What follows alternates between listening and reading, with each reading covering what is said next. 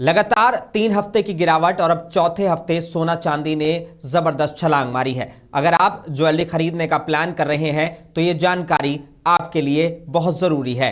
India Boolean and jewellers association के मुताबिक 7 नवंबर को 1,20,700 रुपए वाला सोना सिर्फ एक हफ्ते में 4,694 रुपए छलांग लगाकर 1,24,794 रुपए पर पहुंच गया।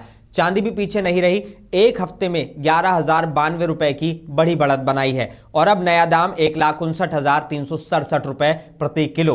17 अक्टूबर को सोना 1,30,874 और 14 अक्टूबर को चांदी 1,78,100 रुपए के ऑल टाइम हाई को छू चुकी है।